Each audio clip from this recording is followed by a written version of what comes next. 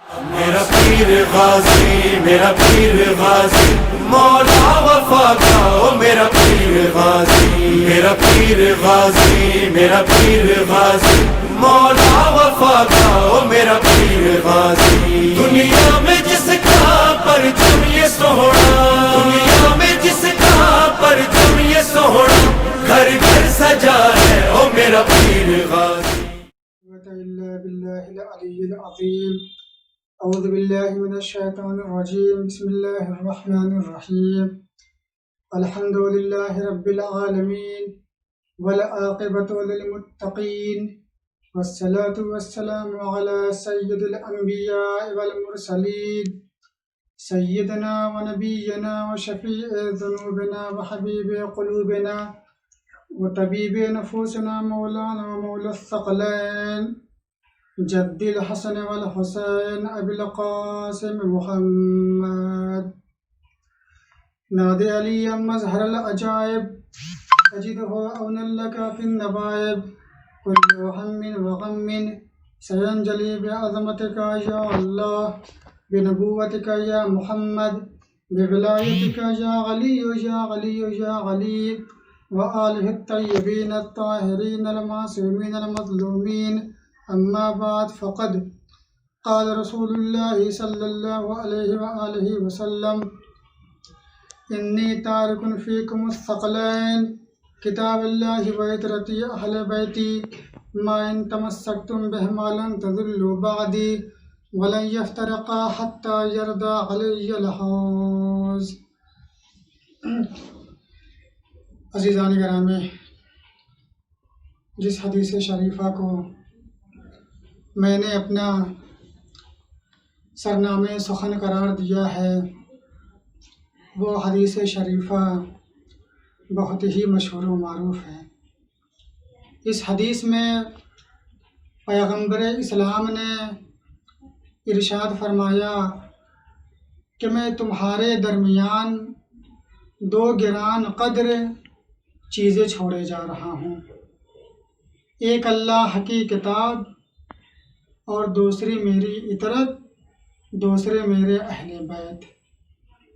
اگر تم لوگ دونوں سے وابستہ رہو گے تو کبھی گمراہی میں نہیں پڑو گے اور حوض کوثر پر مجھ سے ملاقات کرو گے۔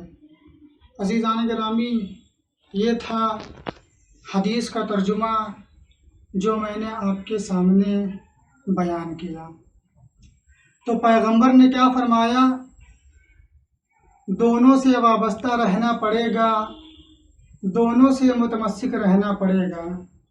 اب اگر کوئی انسان دونوں میں سے کسی ایک کا دامن تھامے اور کسی ایک کے دامن کو نہ تھامے تب بھی وہ شخص گمراہ ہو جاتا ہے۔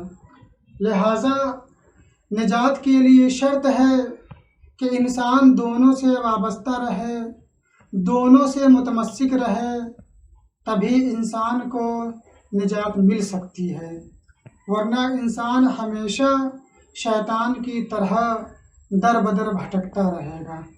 عزیزان گرامی توجہ فرمائے، آج شیطان کیوں در بدر بھٹک رہا ہے؟ کیا وجہ ہے؟ کیا علت ہے؟ کیا سبب ہے؟ تو سب کو پتہ ہے کہ شیطان قرآن سے بھی دور ہے اور اہل بیت سے بھی دور ہے۔ توجہ ہے، شیطان قرآن سے بھی دور ہے اور اہل بیت سے بھی دور ہے۔ اگر شیطان قرآن و اہل بیت سے وابستہ ہوتا تو آج وہ عرش پر ہوتا، فرش پر نہ ہوتا۔ اگر شیطان قرآن و اہل بیت سے وابستہ ہوتا تو آج وہ عرش والوں کو درس دیتا، فرش والوں کو بہکاتا نہ۔ لیکن افسوس کہ شیطان قرآن و اہل بیت سے دور ہو گیا۔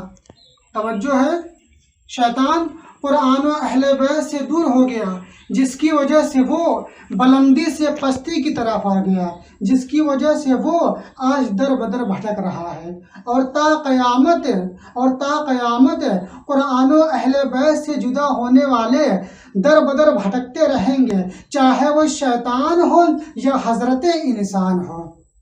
عزیزان گرامی توجہ فرمائیں، لہٰذا ہمیں دونوں سے وابستہ ہونا چاہیے، دونوں سے متمسک ہونا چاہیے، تبھی انسان کو کامیابی مل سکتی ہے، تبھی انسان کو نجات مل سکتی ہے، ورنہ انسان ہمیشہ در بدر کی ٹھوکریں کھاتا رہے گا اور ہمیشہ انسان پریشان رہے گا۔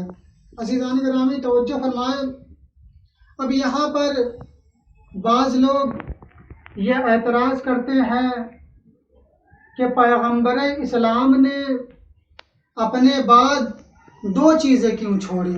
توجہ ہے، کیا اعتراض کرتے ہیں کہ پیغمبر اسلام نے اپنے بعد دو چیزیں کیوں چھوڑی؟ یا قرآن کو چھوڑ دیے ہوتے، یا اہل بیت کو چھوڑ دیے ہوتے، یا اہل بیت کو چھوڑ دیے ہوتے، یا قرآن کو چھوڑ دیے ہوتے۔ آخر پیغمبر اسلام نے دو چیزیں کیوں چھوڑی؟ توجہ فرمائیں عزیزان گرامی۔ تو اب جس نے بھی یہ اعتراض کیا ہے، میں ان سے ایک سوال کر کے ان کے اعتراض کو ختم کرنا چاہوں گا۔ توجہ ہے، میرا ان سے سوال ہے کہ بھائی صاحب آپ یہ بتائیے کہ جب کوئی بچہ پہلی بار کسی اسکول میں جاتا ہے تو سب سے پہلے اسے کون سی کتاب پڑھائی جاتی ہے؟ توجہ ہے، سب سے پہلے اسے کون سی کتاب پڑھائی جاتی ہے؟ تو وہ کہیں گے کہ سب سے پہلے اسے ABCD کی کتاب پڑھائی جاتی ہے۔ توجہ فرمائیں عزیزان گرامی، سب سے پہلے اسے ABCD کی کتاب پڑھائی جاتی ہے۔ تو میں ان سے کہوں گا کیا آپ نے اس کتاب کو پڑھی ہے؟ وہ کہیں گے مولانا صاحب آپ کیسی بات کر رہے ہیں، ہمیں اس کتاب کو پڑھے ہوئے کئی برس ہو گیا ہے، اور وہ بھی ایک بار نہیں بلکہ چند بار پڑھی ہے۔ تو میں کہوں گا لگتا ہے آپ نے اس کتاب کو دقت سے نہیں پڑھی ہے۔ توجہ چاہتا ہوں عزیزان گرامی، آپ نے اس کتاب کو دقت سے نہیں پڑھی ہے۔ تو وہ کہیں گے مولانا صاحب ہم نے اس کتاب کو بہت دقت سے پڑھی ہے۔ تو میں ان سے کہوں گا بھائی صاحب اگر آپ اس کتاب کو دقت سے پڑھے ہوتے تو قرآن و اہل بیت میں سے کسی ایک کے بارے میں اعتراض نہ کرتے، ارے دونوں کو چپ چاپ مان لیے ہوتے۔ توجہ فرمائیں عزیزان گرامی، اگر آپ اس کتاب کو قاعدے سے پڑھے ہوتے، دقت سے پڑھے ہوتے، تو آپ دونوں کو چپ چاپ مان لیے ہوتے، دونوں میں سے کسی ایک کے بارے میں اعتراض نہ کرتے۔ چلیے ہم نے مان لیا کہ آپ نے اس کتاب کو دقت سے پڑھی ہے، تب تو آپ نے اس کتاب میں یہ پڑھائی ہوگا APPLE، ایپل مانے سیب، توجہ ہے، ایپل مانے سیب۔ اس کتاب میں ایک طرف تحریر بنی ہے اور دوسری طرف تصویر بنی ہے۔ توجہ چاہتا ہوں، کتاب میں ایک طرف تحریر بنی ہے اور دوسری طرف تصویر بنی ہے۔ تو میرا ان سے سوال یہ ہے کہ بھائی صاحب یہ بتائیے تحریر کے ساتھ تصویر کیوں بنائی جاتی ہے؟ بہت ہی توجہ چاہتا ہوں عزیزان گرامی، تحریر کے ساتھ تصویر کیوں بنائی جاتی ہے؟ تو وہ کہیں گے مولانا صاحب جب بچے کو ایپل تحریری صورت میں سمجھ میں نہیں آتا تو تصویر دکھا کر اسے سمجھانے کی کوشش کرتے ہیں کہ یہ ایپل ہے۔ تو میں کہوں گا بس آپ کا اعتراض ختم ہو گیا، ارے ہمیں بھی جب قرآن تحریری صورت میں سمجھ میں نہیں آتا تو خداوند عالم نے 14 تصویریں اس لیے بھیجی ہیں کہ تم انہیں دیکھتے جاؤ، ارے قرآن خود بخود سمجھتے چلے جاؤ گے۔ توجہ ہے عزیزان گرامی، تم قرآن کو دیکھتے جاؤ جو تحریری صورت میں ہے، جو انسان کے لیے مشکل ہے قرآن کو سمجھنا، لیکن قرآن کو سمجھانے کے لیے جو خداوند عالم نے تصویر بھیجی ہے، جسے ہم 14 معصومین کے نام سے یاد کرتے ہیں، ان کو ہمارے درمیان بھیجا ہے تاکہ ہم ان سے وابستہ رہیں اور قرآن سے بھی وابستہ رہیں۔ عزیزان گرامی، قرآن و اہل بیت میں کوئی فرق نہیں ہے، اس لیے کہ جو قرآن کہے گا وہی اہل بیت کہیں گے، اور جو اہل بیت کہیں گے وہی قرآن کہے گا۔ اگر فرق ہے تو اتنا کہ قرآن قرآن صامت ہے یعنی نہ بولنے والا، اور اہل بیت قرآن ناطق ہے یعنی بولنے والے ہیں اور لوگوں کو سمجھانے والے ہیں۔ عزیزان گرامی، اہل بیت اطہار علیہ السلام کو قرآن سے بہت انس ہے، بہت محبت ہے۔ جب تک ان کی ظاہری زندگی تھی تب تک اہل بیت اطہار علیہ السلام تلاوت قرآن کریم کے بارے میں بہت ہی تاکید کیا کرتے تھے۔ اگر ان کے سامنے کوئی غلط پڑتا تھا تو اہل بیت اطہار علیہ السلام اس کی اصلاح کرتے تھے، اور اگر کسی کو قرآن نہیں آتا تھا تو اسے قرآن کی تعلیم دیا کرتے تھے۔ عزیزان گرامی، جیسا کہ آپ کو معلوم ہے کہ ایک مرتبہ مولا کائنات کوفہ کے بازار سے گزر رہے تھے۔ آپ نے کیا دیکھا کہ ایک درزی اپنی دکان پر بیٹھا کپڑا سل رہا ہے اور ساتھ ہی ساتھ گانا بھی گا رہا ہے۔ عزیزان گرامی توجہ فرمائیں، دیکھیے اہل بیت اطہار کو کتنی محبت ہے قرآن سے۔ کپڑا بھی سل رہا ہے وہ شخص ہے اور ساتھ میں گانا بھی گا رہا ہے۔ اب جیسے ہی مولا کائنات نے یہ دیکھا ان سے برداشت نہ ہوا، فوراً اس کے پاس گئے اور جانے کے بعد اس کو اپنے قریب بلایا اور آہستہ سے اس کے کان میں کہا، بھائی اگر تو گانے کے بجائے قرآن کی تلاوت کرتا تو تمہارا یہاں بھی فائدہ ہوتا اور وہاں بھی فائدہ ہوتا۔ توجہ فرمائے، تمہارا یہاں بھی فائدہ ہوتا اور وہاں بھی فائدہ ہوتا۔ اب جیسے ہی اس شخص نے یہ سنا، کہا مولا بہت ہی معذرت چاہتا ہوں، یہی تو افسوس کی بات ہے کہ میں جاہل ہوں، قرآن نہیں پڑھ سکتا ہوں، مجھے قرآن نہیں آتا۔ اب جیسے ہی مولا کائنات نے یہ جملہ سنا، کہا اگر ایسی بات ہے تو اپنا کان میرے دہن کے قریب لے آ۔ توجہ چاہتا ہوں، اپنا کان میرے دہن کے قریب لے آیا۔ عزیزان گرامی، اب وہ شخص اپنا کان دہن علی کے قریب لے گیا۔ توجہ فرمائیں، اب وہ شخص اپنا کان دہن علی کے قریب لے گیا۔ عزیزان گرامی، مجھے نہیں پتا کہ میرے مولا نے اس کے کان میں کیا پڑھ دیا کہ پورا کا پورا قرآن اس کے سینے میں اتر گیا۔ توجہ ہے عزیزان گرامی، پورا کا پورا قرآن اس کے سینے میں اتر گیا۔ اب وہ شخص جاہل نہیں بلکہ عالم ہو گیا۔ عزیزان گرامی، یہ ہے اہل بیت اطہار علیہ السلام کہ اگر کسی کو علم سے نواز دے تو پھر وہ دنیا کی ہر چیز سے بے نیاز ہو جاتا ہے۔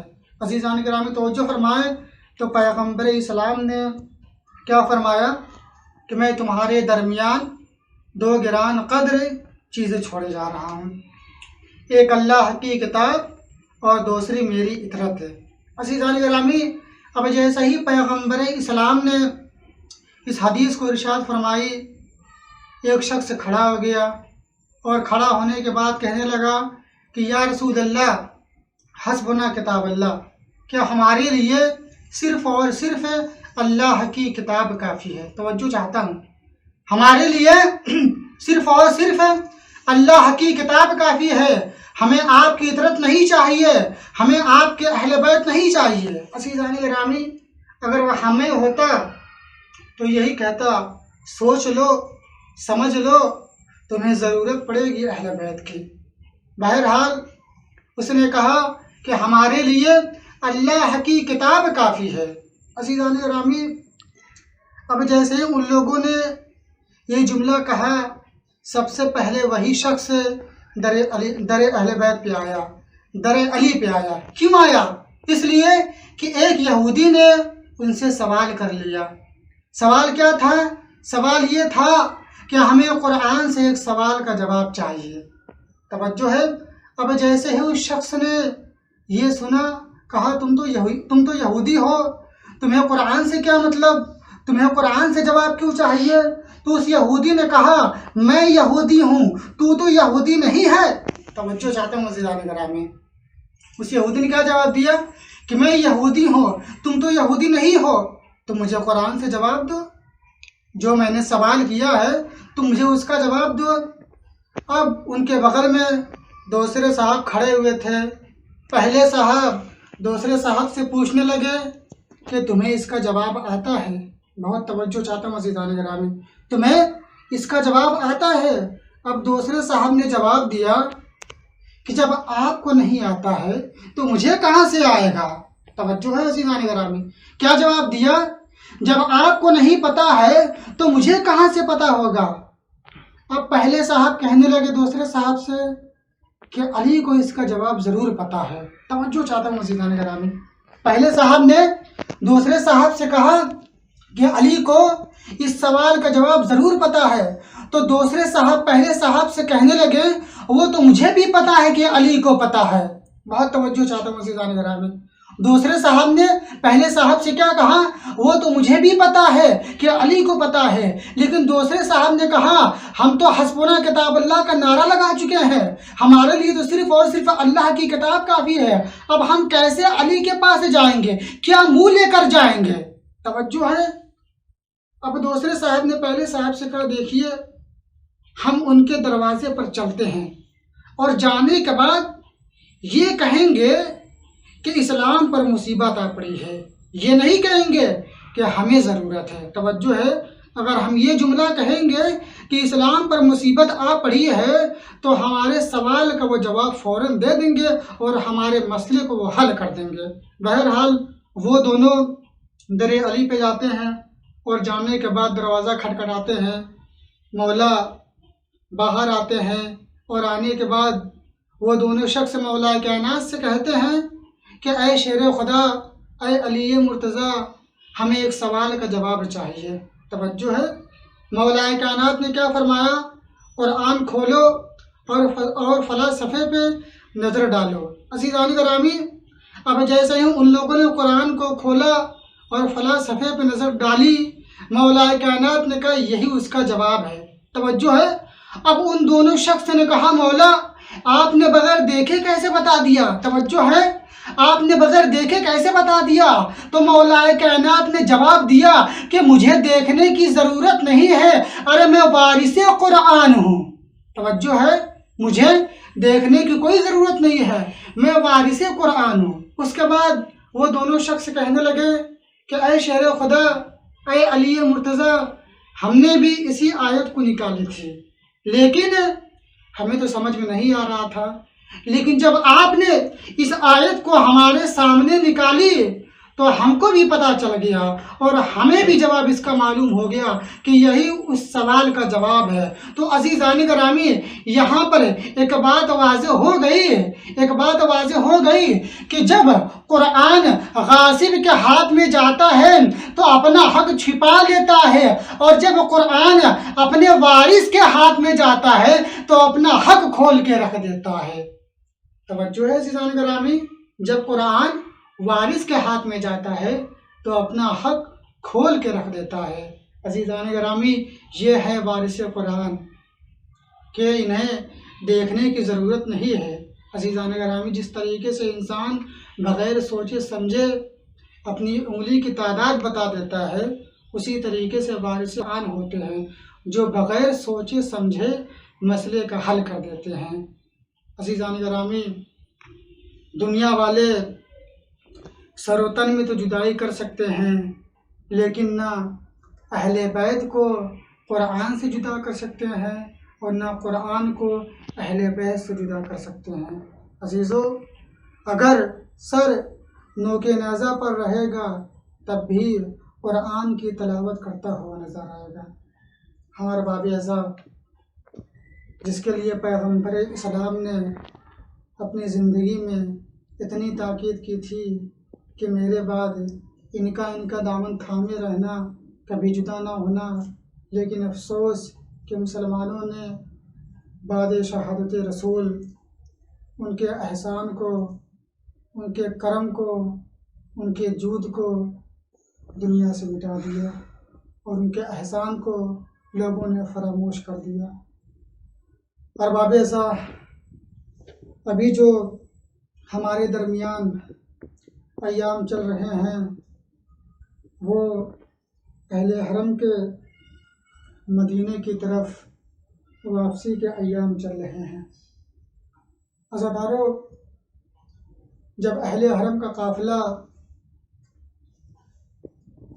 مدینے کی طرف جانے لگا تو ایک مرتبہ مدینہ جانے سے پہلے امام سجاد نے تمام بیویوں کو شام میں 3 دن تک جمع کیا۔ اب تمام بیویاں 3 دن تک شام میں روتی رہیں اپنے اپنے شہداء پر۔ ارباب اعزا، جب تمام بیویاں رو رہی تھیں تو ایک مرتبہ امام سجاد نے جناب زینب سے کہا، پھوپھی اماں آپ بیویوں سے کہہ دیجئے کہ کل صبح ہم مدینے چلے جائیں گے۔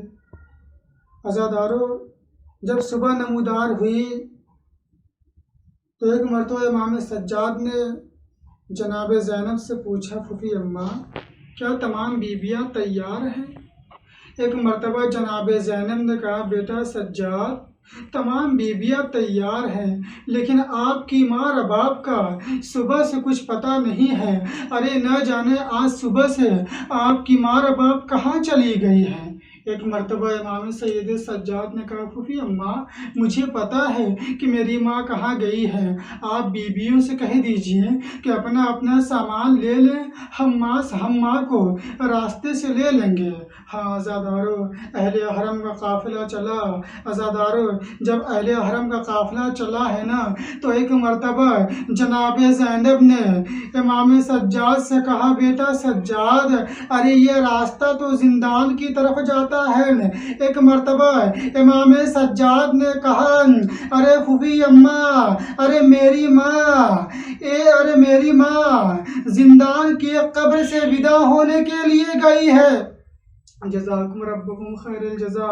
ہاں عزادارو، ایک مرتبہ عزادارو آپ نے دیکھا ہے کہ ایک ماں اپنے بچے سے کیسے لپٹ کے روتی ہے۔ آپ نے ضرور دیکھا ہے ارباب اعزا، جناب رباب جس طریقے سے ایک ماں اپنے بچے سے لپٹ کے روتی ہے، اسی طرح سے جناب رباب جناب سکینہ کی قبر سے لپٹ کے رو رہی تھی اور بار بار یہ جملہ کہہ رہی تھی، اے بیٹی سکینہ اٹھو، کیا مدینے نہیں چلیں گی؟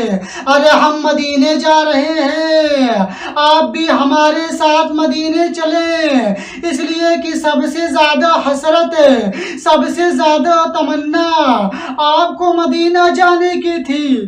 جزاکم ربکم خیر الجزا۔ لیجیے عزادارو، اہل حرم کا قافلہ آگے بڑھا، ایک مقام پر پہنچا۔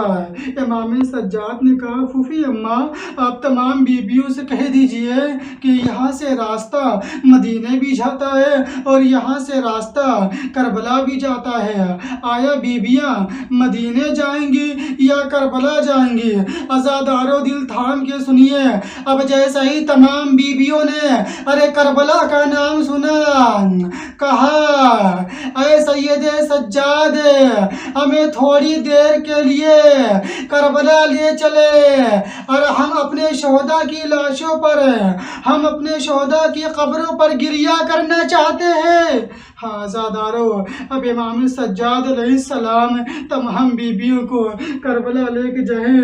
جب کربلا قافلہ پہنچا ہے نا تو امام سجاد نے کیا دیکھا کہ جناب جابر قبر حسین سے لپٹ کے رو رہے تھے۔ ایک مرتبہ امام سجاد آگے بڑھے اور جناب جابر کو اپنے گلے سے لگا لیا اور بیان کرنا شروع کر دیا، ہاں ہونا قتل رجالنا، اے جابر یہاں پر ہمارے مردوں کو قتل کیا گیا، اے جابر ہماری پھوپھیوں کی چادریں چھین لی گئی، اے جابر ارے میری چھوٹی سی بہن کو تماچے مارے گئے، اے جابر میرے گلے میں توق ڈالا گیا اور شام و کوفہ کے بازار میں دیار بدیار پھرایا گیا۔